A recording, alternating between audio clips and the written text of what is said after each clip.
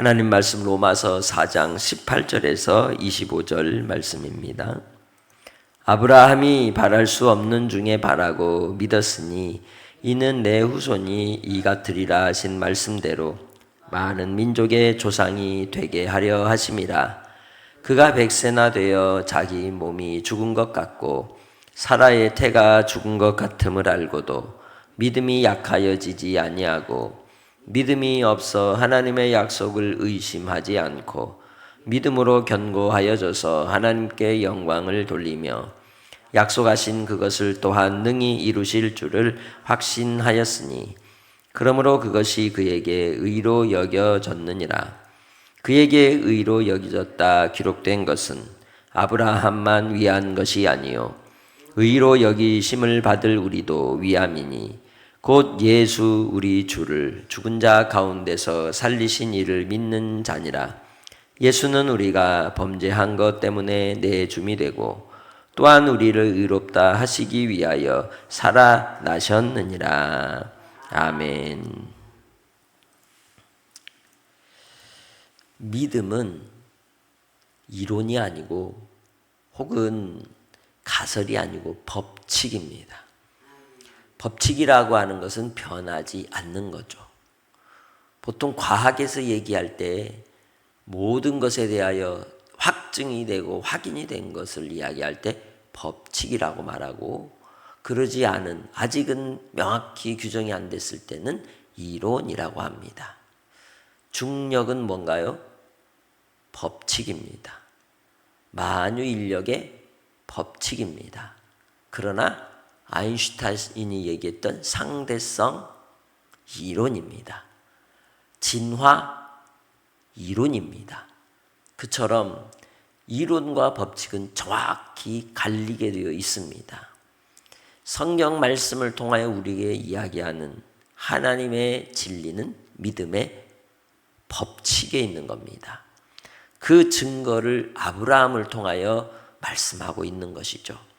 그래서 우리도 믿음의 법칙으로 살아가는 성도들이 되시기를 바랍니다. 그런데 거기엔 반드시 근거가 있어야 되는 겁니다. 근거가 없이 법칙을 따를 수 없는 거죠. 그래서 이 증거로서 우리가 따르는 근거는 하나님 말씀에 있는 것이죠. 수천 년의 기록 속에서 믿음으로 사는 법칙을 우리에게 증명하고 보여주었기 때문입니다. 그러기에 우리도 믿음의 법칙이 나의 삶의 방향이 되고 원리가 되기를 바랍니다.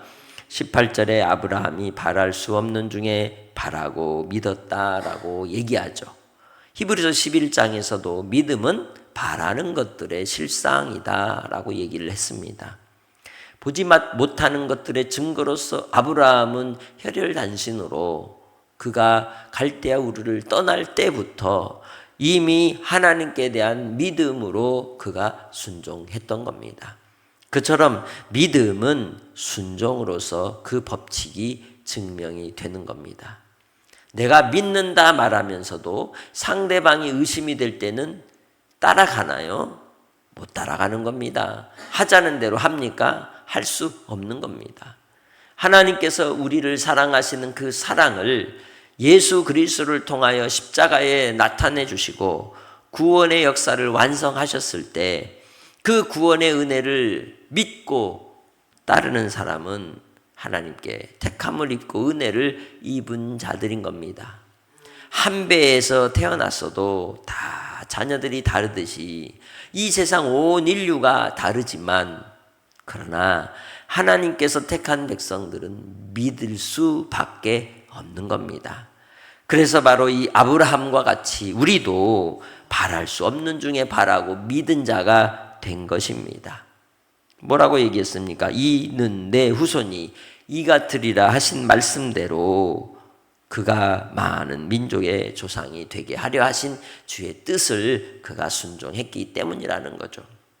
나의 삶의 자리에서 우리 인생 속에서도 우리는 주님의 자녀라는 걸 확실히 알고 끝까지 따라가는 하나님의 백성들이 되시길 바랍니다.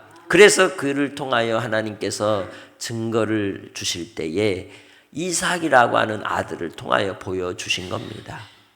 이 아브라함을 통해 주신 이삭에 대한 하나님의 증거는 그가 자녀를 가질 수 없는 상황에서 정말 몸이 죽은 것 같은 사라의 모습 속에 하나님이 그에게 자녀를 주었다는 거죠. 그것이 하나님의 영으로 말미암아 이루어진 일인 겁니다. 우리가 구원받고 믿는 것도 내 힘으로 되는 게 아닙니다. 하나님의 영으로 되는 겁니다. 그래서 믿음이 약하여지지 않았다고 말씀하고 있죠. 믿음이 없으면 뭐 한다는 거예요? 하나님의 약속을 의심하게 된다는 겁니다. 그러나 믿음에 견고하면 마지막엔 어떻게 합니까? 하나님께 영광을 돌리는 삶을 산다는 겁니다. 나의 삶은 의심적인 삶입니까? 하나님께 영광을 돌리는 삶입니까? 우리의 현장 속에 나의 삶의 자리에서 하나님께만 영광 돌리는 성도들이 되시길 바랍니다. 그 근거가 주의 말씀에 있다고 얘기했듯이 아브라함이 받은 약속 때문에 그는 100세나 될 때까지도 기다렸던 것이죠. 그래서 하나님이 그 모든 일을 이루실, 없는 것을 있게 하시고 무능한 것을 유능하게 하시고 모든 걸 창조하신 창조주 하나님, 그 하나님을 신뢰하고 확신하며 따라갔던 것이 그에게 의라는 겁니다. 세상 가운데 구원받을 자격이 내게서 나오는 게 아니며 그 근거는 하나님의 말씀을 따라 우리에게 주신 선물인 믿음으로 하나님께 대한 확신을 가지고 주님을 따를 때 그것이 그에게 구원받을 만한 근거가 되었다는 거죠. 그러기에 착하다고 구원받는 게 아니에요. 선하다고 구원받는 게 아니에요. 도덕적으로 수준이 높다고 인격적으로 그 사람이 가진 품위가 있다고 구원받는 게 아니라니까요. 하나님의 근거는 법칙에 있는 겁니다. 이론이 아니라는 겁니다. 정확하게 명확하게 하나님은 구원받는 법칙을 예수 그리스도의 십자가로 나아오는 자, 믿는 자에게 주신다고 못 박아놨기 때문에 그 법칙에서 벗어날 수 없는 것이라는 겁니다. 그러기에 복음이 어리석은 것 같지만 복음이 능력인 것이에요. 내가 예수를 믿습니까? 예수님을 따릅니까? 그러면 그 복음의 능력을 따라 나의 삶을 하나님의 법칙에 맞추어 드리는 성도들이 되시길 바랍니다. 나에게서 의가 이루어지는 것이 아니라 그 믿음을 따라 하나님이 의를 만드시는 겁니다. 나를 의로 여기시는 겁니다. 주님 안에서 우리는 이 세상을 살면서 이 사람 저 사람 만나면서 많은 생각을 합니다. 많은 판단을 합니다. 많은 평가를 하고 혹은 비난하고 비판하고 정죄하면서 똑같은 죄인된 모습을 드러내는 것이죠. 중요한 것은 하나님 앞에 서면 그런 나도 판단을 받을 때가 온다는 겁니다. 그러기에 우리에게 하나님께서 주신 구원의 유일한 자격은 주께서 주신 믿음의 법칙에 있다는 것을 오늘 이 새벽에도 분명히 알고 한날의 삶 속에서도 그 법칙을 떠나지 않는 복된 성도들이 되시기를 바랍니다. 그것이 바로 아브라함에게 의로 여겨졌기에 이 아브라함에게만 주어진 게 아닌 이유가 뭐이기 때문에? 믿음이 뭐기 때문에? 법칙이라는 건 변하지 않는다고요. 그러니까 23절에 뭐라 그랬어요? 그에게 의로 여겨졌다 기록된 건 아브라함만 위한 게 아니라니까요. 법칙이라니까요. 그 법칙은 결국 의로 여기심을 받을 누구도 우리도 위함이라는 거예요.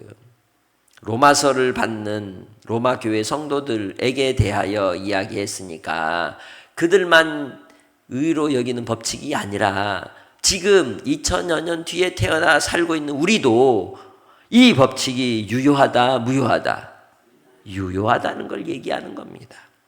그러기에 수천 년 이어져 온 성경 말씀은 변함이 없는 진리인 것이에요.